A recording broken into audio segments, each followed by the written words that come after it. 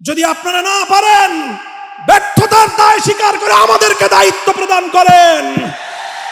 আমরা হরমুজ প্রণালী থেকে বাংলাদেশের তেলবাহী জাহাজ মুক্ত করে বাংলাদেশের জ্বালানি সংকট নিরসনে ভূমিকা পালন করতে প্রস্তুত রয়েছি। আমরা পরিষ্কার ভাষায় বলতে চাই, আমরা ভারত রাষ্ট্র এবং তার জনগণের সঙ্গে বাংলাদেশ সমতার ভিত্তিতে কূটনৈতিক সম্পর্ক স্থাপন করতে চায়। বাংলাদেশকে বিজেপির কোন দলীয় ফোরামে পরিণত করতে দেব না। বাংলাদেশের বর্তমান সরকারের কূটনৈতিক ব্যর্থতার কারণে হরমুজ প্রণালীতে বাংলাদেশের তেলের জাহাজগুলো বারবার আটকে যাচ্ছে। বন্ধু প্রতিম দেশ ইরান বাংলাদেশের সঙ্গে বন্ধুত্বের হাত বাড়িয়ে দেয়, কিন্তু বাংলাদেশ চরমভাবে কূটনৈতিক ব্যর্থতার পরিচয় দিয়ে এখনো পর্যন্ত হরমুজ প্রণালী থেকে একটি জাহাজ অবমুক্ত করতে পারেনি। যদি আপনারা না পারেন, ব্যর্থতার দায় স্বীকার করে আমাদেরকে দায়িত্ব প্রদান করেন। আমরা হরমুজ প্রণালী থেকে বাংলাদেশের তেলবাহী জাহাজ মুক্ত করে বাংলাদেশের জ্বালানি সংকট নিরসনে ভূমিকা পালন করতে প্রস্তুত রয়েছি। আপনারা কি করবেন, কি করছেন? বাংলাদেশ ব্যাংকের গভর্নরের পদ দখল করেছেন। বাংলাদেশের গোটা ব্যাংক সেক্টরকে দুর্বৃত্তদের হাতে তুলে দিয়েছেন। এভাবে ব্যাংক সেক্টর থেকে আবার দুর্বৃত্তপনার মাধ্যমে বাংলাদেশটাকে আপনারা ধ্বংস করার পায়তারা করছেন। আপনারা দুর্নীতি দমন কমিশন থেকে বিচার বিভাগ পর্যন্ত রাষ্ট্রীয় প্রতিটি প্রতিষ্ঠানকে দলীয়করণ করার পায়তারা করছেন। আমাদের আখেরি পয়গাম, বাংলাদেশ ইনশাআল্লাহ আর কোনোদিন সেই একদলীয় বাকশাল তন্ত্র অথবা বিএনপি তন্ত্রের যুগে ফিরে যাবে না। বাংলাদেশের শহীদ প্রেসিডেন্ট জিয়াউর রহমান যেইভাবে বহুদলীয় ব্যবস্থা বাস্তবায়ন করেছে, সেই ব্যবস্থার রাজনীতি যদি করতে পারে বিএনপি টিকে থাকবে, অন্যথায় বিএনপি তার অস্তিত্বের সংকটে পড়বে।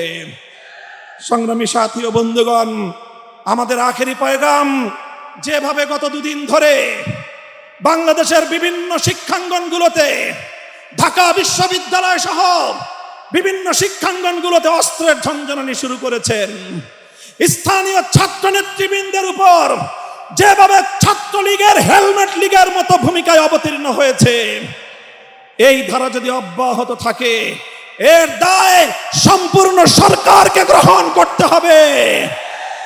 মব সংস্কৃতি বন্ধ করুন, দ্রব্যমূল্য লাগামে টানলো, দ্রব্যমূল্যের লাগাম টানুন। এভাবে রাষ্ট্রের প্রতিটি সেক্টরে বিরোধী দলের পক্ষ থেকে সহযোগিতার যে আহ্বান জানানো হয়েছে, সেই আহ্বানে সারা দিন ইনশাআল্লাহ আমরা সহযোগিতার ভিত্তিতে দেশকে এগিয়ে নিতে প্রস্তুত। কথা বলেন ঠিক কিনা? আমি আজকের এই বিশাল গণসমুদ্রকে লক্ষ্য করে আখেরি কথা জিজ্ঞাসা করতে চাই।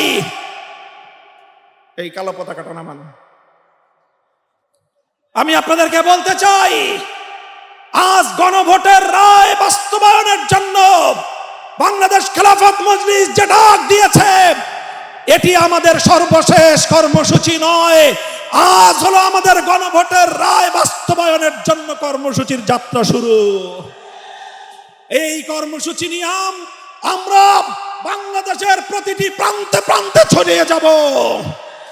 তাই আমি কর্মসূচি ঘোষণা করছি, আগামী 3 মাস, মে, জুন, রক্তাক্ত জুলাই, বাংলাদেশের প্রতিটি জেলায় জেলায় গণভোটের রায় বাস্তবায়ন এবং দেশের অন্যান্য চলমান সংকট নিরসনের দাবিতে বাংলাদেশ খেলাফত মজলিস জেলায় জেলায় নাগরিক সমাবেশ করবার ঘোষণা দিচ্ছে।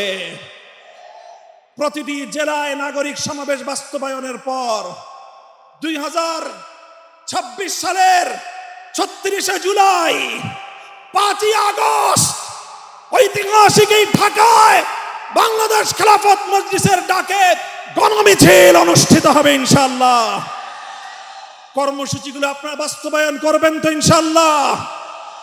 আমরা আমাদের আবার আখেরি পয়গাম দিয়ে যেতে চাই, এই গণভোটের রায়ের সঙ্গে যদি বিশ্বাসঘাতকতা করা হয়, জনগণের অধিকারকে যদি রাষ্ট্রীয় ক্ষমতার জাতাকলে পিষ্ট করার চেষ্টা করা হয়, আবার জুলাই হবে, আবার যুদ্ধ হবে, আবার লড়াই হবে, আবার সংগ্রাম হবে ইনশাআল্লাহ।